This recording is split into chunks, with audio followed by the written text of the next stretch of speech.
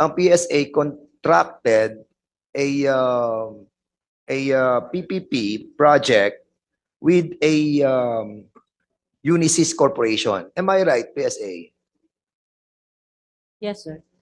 Correct. In 2006, Washington Post reported that the FBI was investigating Unisys for alleged cybersecurity lapses under the company's contract with the United States Department of Homeland Security. A number of security lapses supposedly occurred during the contract, including incidents in which data was transmitted to Chinese servers.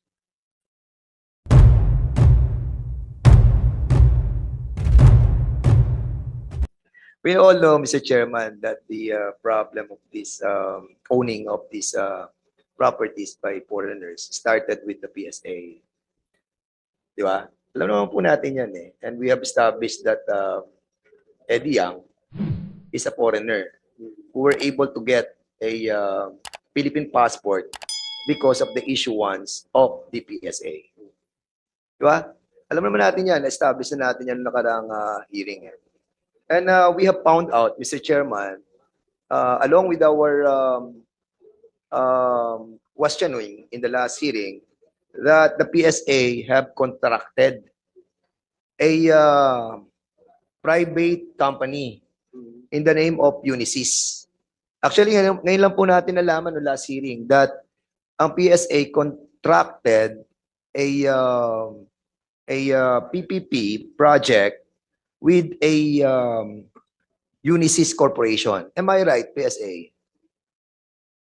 Yes, sir. Correct, di ba? At itong contract natin sa Unisys,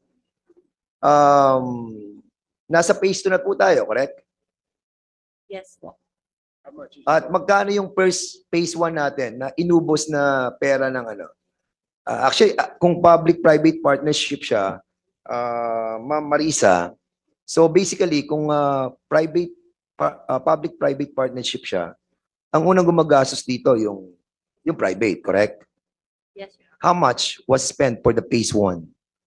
For the phase 1, sorry, I have to get it, sir. But for the phase 2, we have 1.59 yung phase 2. I'm 1.5 asking billion. for the phase 1. How much was the phase 1? We'll check muna. Yeah. Ito mga pupunta kayo dito, hindi kayo handa. PSA. Sorry po. You know the phase 2 is 1 billion and 59 million. 590 million. 1.5. Magkano yung phase 1? The phase 1 kasi, sir, is a build, operate, transfer. Oh, so it's a different scheme, BOT? Under PPP pa rin po siya. PPP pa rin siya, pero Yeah. build, operate, transfer. Yeah. For how many years? 13 years. From the original contract, sir, was 10 years, and it was extended because we had to have a bidding, the bidding process for the phase 2. So you contracted Unisys. Did you undergo a due diligence Yes, before sir. accepting yung sa bidding process ng Unisys? The bidding process goes through the PPP, Your Honor, for the phase 1, and also for the phase 2, there's an open bidding conducted. Are you aware of the problem that have been encountered by the Unisys in the United States, the Department of Homeland Security? No, Are sir. you aware No. of it? No, sir. You are not aware of it. Yung problema ng Unisys sa FBI na kung saan they have contracted the Unisys Corporation sa Department of Homeland Security, which was discussed in the committee of the Congress of the United States, wherein they were accused of criminal fraud. And if I may read, Mr. Chairman, in 2006, Washington Post reported that the FBI was investigating Unisys for alleged cybersecurity lapses under the company's contract with the United States Department of Homeland Security. A number of security lapses supposedly occurred during the contract, including incidents in which data was transmitted to Chinese servers. Are you not aware of this? That these Unisys already encountered so much problems. Meron pa ako isang kaso sa kanila. Unisys also. And you contacted and contracted with this Unisys Corporation. 150 computers, according to FBI, were transferred to the Chinese government.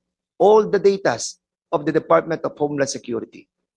Are you not aware of this? We had no knowledge about it. Yun. Your Honor. Yun ang problema natin. Hindi tayo nag-due diligence.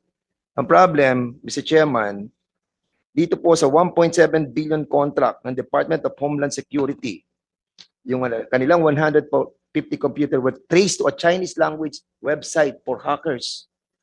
And this stealing of data and sending it to Chinese site, all the while that Unisys was certifying to the government that its network was secured.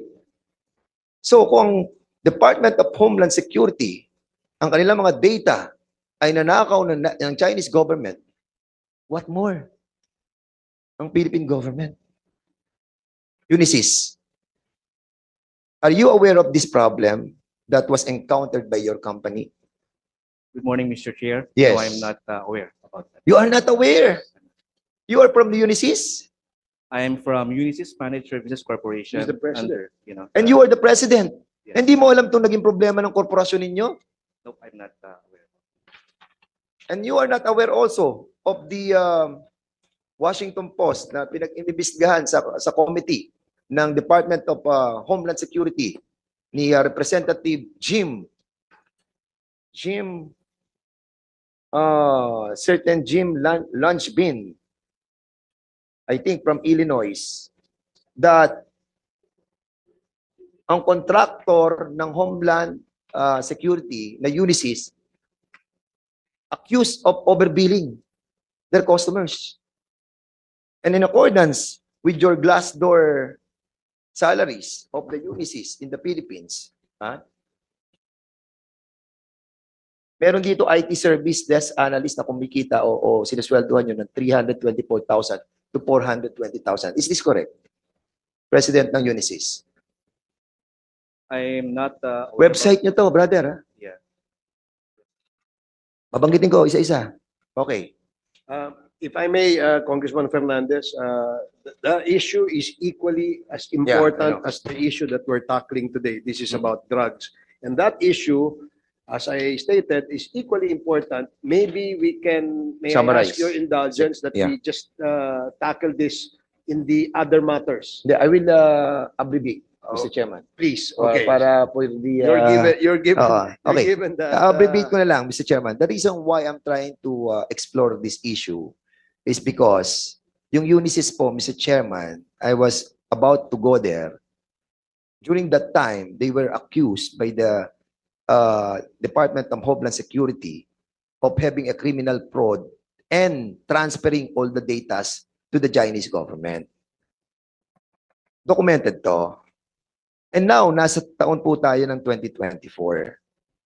Kasi, ang Unisys po is in partnership with Lenovo. Are you aware of this, that you are in partnership with Lenovo? Ang Unisys? Tatapusin ko na po ito, Mr. Chairman. Because, Please wrap up, Congressman Fernandez. and the reason why I'm trying to tell this, Mr. Chairman, that the Unisys is in partnership with Lenovo because Lenovo is a Chinese computer company. At yun ang ginagamit po ng ating digitalization, yung ating automation by the PSA.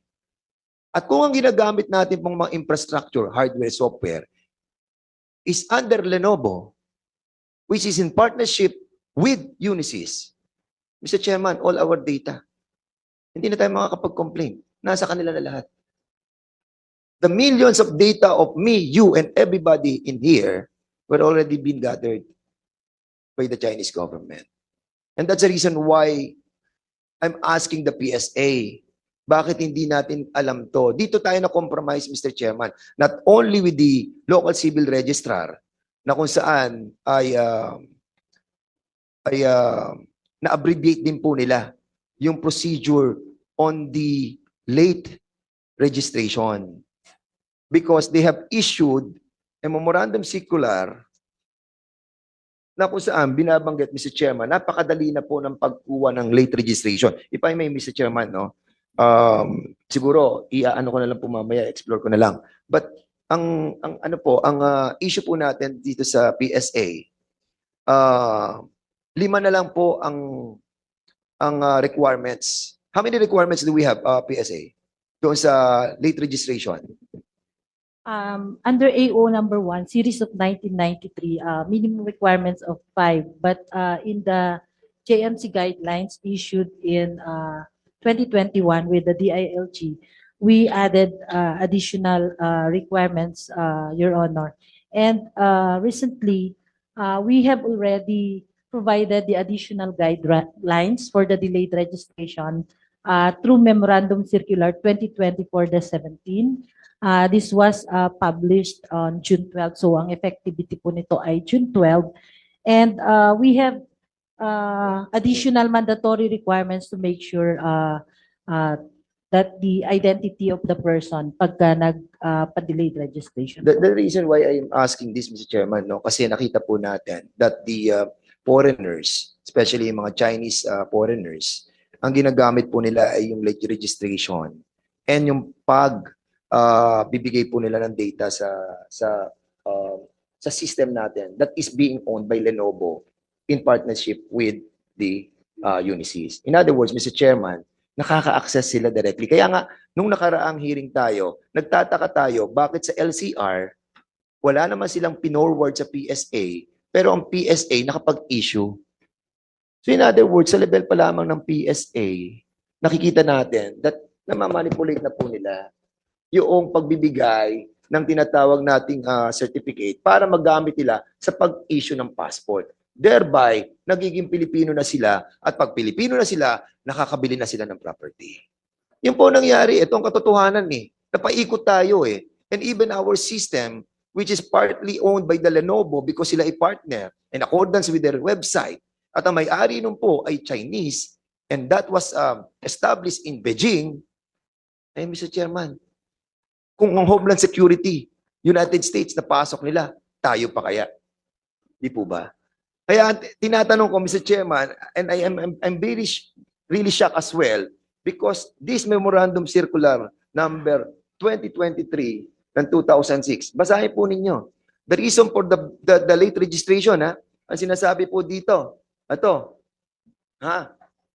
under this project, website nyo to, the requirements for late registration of birth were relaxed.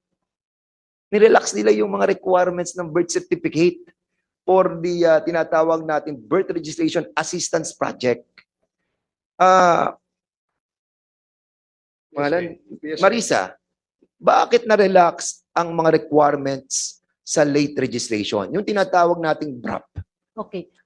Birth registration assistance project, sir, is a special project that we launched in February of 2022. Para po ito sa 3.7 million unregistered Filipinos who belong to the marginalized sectors. Yung relaxation of the requirements are pertaining to the special groups only. Ito yung mga indigenous people, Muslim Filipinos, yung mga poorest sector na hindi po marating ng ating serbisyo ng civil registration. Kung kaya, meron po tayong PhilSys Birth Registration Assistance Project or BIRAP na tinatawag po natin. So, specifically for that marginalized sector lang po yung relaxation of the requirements because we identified na ito yung mga nahihirapan po na magkaroon ng legal identity dahil wala po silang mga supporting documents. So, ang ni-require po natin dyan is the negative certification which is a pre-issuance from the PSA para po ma-avoid yung double or multiple registration, the affidavit of two disinterested person, the affidavit of delayed registration, valid IDs kung meron po, and the barangay certificate. So these are the minimum requirements that we required. Kasama po natin yan, yung mga LGU partners natin. So we had a MOA with our local civil registry officers to the LGUs para po sa special projects na to. But it's not, sir, the regular guidelines is the one I mentioned. Ito yung AO number 1, series of 1993, or the Joint Memorandum Circular. Ito yung pinaka-latest with DILG, which is in 2021. So dun po papasok dapat yung mga regular na delayed registration process po natin. Okay. Marisa, napakaganda ng project, di ba? Yung Birth Registration Assistance Project for IPs, for Muslim brothers natin, and also the poorest of the poor. Di ba? Yan yung mga sinasabi sa BRAP eh. Yan ang tutulungan natin para magkaroon sila ng registration ng kanilang birth. Kasi nga, ano sila, delayed, di ba? But will you agree with me that this is being abused and being used also by the foreigners? Yes or no? Sir, based dun sa ongoing natin. Yes or no lang naman tinatanong ko. Okay. No, sir. No. We Are have you a sure? master list ng Are you lahat. sure? Wala, sandali. Are you sure na hindi? Samantalang si Eddie Yang nabigyan niyo ng nabigyan niyo ng birth birth certificate. Sir, I'm You talking, have issued birth certificate under PSA without the validation ng LCR. Now, ang tanong, kanina tinanong ko, nagagamit ba ito ng mga foreigners? Ang sagot mo, no. for the delayed registration, yes, we have that, sir. But for the birth registration assistance project, we have a master list po ng lahat ng beneficiaries which are submitted But by our local civil Yes. registrars to our PSO. So as I mentioned a while ago, Your Honor, we conduct negative verification before the correct. delayed registration. Marisa, correct. For Nag-i-issue the kayo. BIRA, No, for wait, the I'm BIRA. talking. You wait while I'm speaking. We will give you a chance. Di ba? Nag-i-issue kayo ng negative certificate from PSA. Pag nakakuha na yung tao ng negative certificate, kasi ito nga nirelax nyo nga yung requirements, 5 na lang eh. Isa sa mga requirements, ako, foreigner, kukuha ako ng tinatawag ng negative omnibus certification from PSA. And then, ang susunod na requirement, pupunta ako sa local civil registrar. Correct? Magbibigay ako ng birth certificate ko. And then, an affidavit behind that live birth certificate ay yung tinatawag ng affidavit kung bakit siya late nag-register. Correct? Yes or no lang? Yes or no? That's the process, sir. Yes, process. Second process. Ano ang third process? Affidavit of two interested person. 3. Di ba? Napakadali ng mga process ha. Para sa mga foreigners na yan, pang-4 na process, pupunta sa punong barangay. Di ba? At sasabihin niya sa punong barangay, issue mo ako ng indigency. And we all know the barangays, di ba? They can easily issued indigency. Di ba? Di ba? Hindi mo alam yan. Alam namin yan. Mga congressman kami. Alam namin ang mga barangay namin. At kapag nakapag-issue na sila ng indigency, the last requirement is any proof of identity. Driver's license, barangay certification. That's it. And that's all. You relax the requirements. Lili mga requirements. The project is so good for IPs, Muslim sectors, and other poorest of the poor.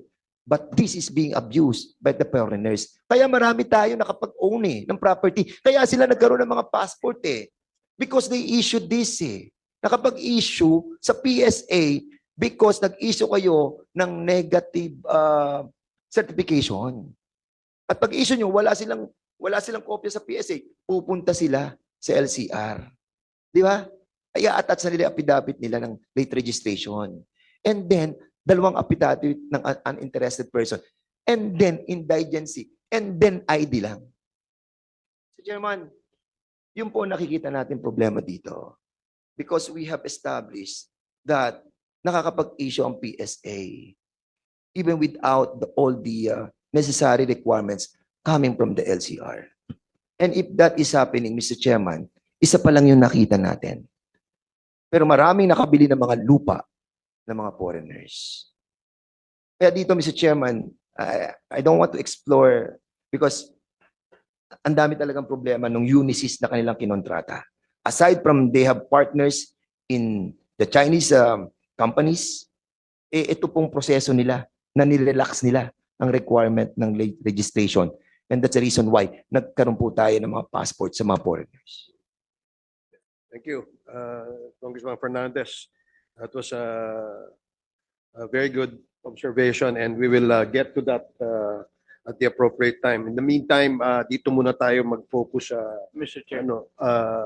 Yes, Congressman Ako. may I request PSA to submit to us a copy of their contract with Unisys so that we can conduct a study, what are their obligations and other parts of the agreement. We have already submitted yesterday, last night, sir, The contract. the contract, the concession agreement. Yes, you have submitted it already. Thank you. Yes, sir. Okay, thank you, Congressman Ako.